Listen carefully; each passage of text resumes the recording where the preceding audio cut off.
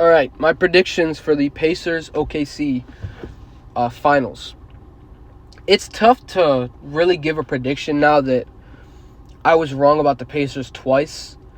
I'm not saying at all this team is like that Miami Heat team in 23. Not at all. I'm not saying that that's what this team is. But for me to be wrong, basically I know I was wrong on 2 of the series, the Knicks and the Pacers. I don't remember who I had for the Bucks Pacers, but I could have been wrong on all 3, just saying if they were healthy. They got healthy for a game and a half and then no. But again, I'm going to have to go against the Pacers. And if they somehow come out of this series winning against this historical Thunder team, I'm going to hate myself because I put myself in another situation where I was completely wrong about the Pacers.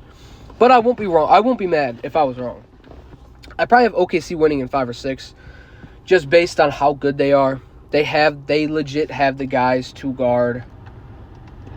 Tyrese Halliburton. You can throw Alex Caruso on him, or you can probably throw Lou Dort on Siakam. You can throw J-Dub or Shea, or if you start Caruso, I don't know. You have so many different things you can do with this Pacers team. And with the OKC Thunder having the 2 bigs, they kind of have to play at OKC's pace with them having the 2 bigs. Even though they can get out in they can definitely get out in transition. And I saw a stat with the Pacers Knicks. Points off of turnovers was the difference was insane. I don't know what it was after this game, but I think I saw it was like 148 to 22 this series. I could be 100% wrong. The Knicks could have had more. The Pacers could have had less. I don't remember the exact stat.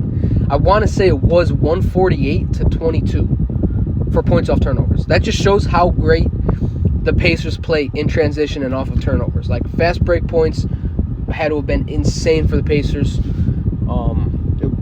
Giving them the name the Pacers because they play with insane pace. That could be a struggle for OKC, but again, they cause so many OKC causes so many turnovers and they give up so little turnovers.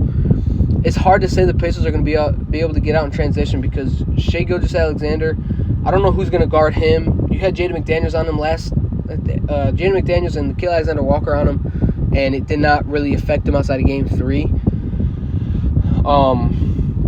But I think it's going to be tough for OKC to lose this series. I think it's going to be tough for the Pacers to win because just how historic this defense is for OKC.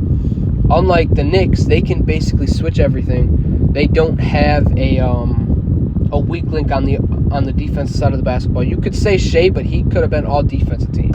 They don't have a weak link. They do not have a weak link that Tyrese Halliburton or Siakam can really take advantage of. So they can switch everything. They blitz. They pick up full court. They play extremely physical.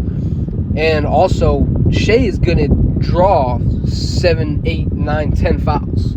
He's going to draw the fouls. So I don't know how well the Pacers are going to be able to defend him because unlike Jalen Brunson, Shea can really draw 10 fouls a game. And yeah, the Pacers-Knicks was really physical in that Game 6.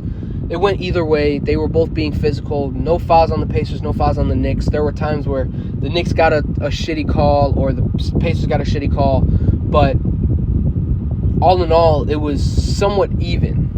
And that Miles McBride 3 in the corner when he stepped out of bounds, he could have stepped out of bounds, but maybe he didn't. Maybe his heel was above the I'm not 100% sure. I've seen so many different camera angles about that. And people are like, why did they call this an out of bounds when he's clearly in bounds? And it's like, he might have stepped out of bounds, but that was not going to matter. That was not going to matter in the grand scheme of things. You guys lost by 20 plus. It was not going to matter.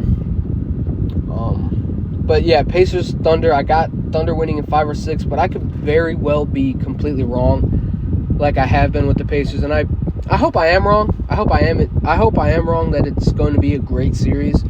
But in the first 2 games, it's really going to show the difference between OKC and the Pacers. So if the Pacers get blown out, then I don't know what to say. It could very well be a sweep.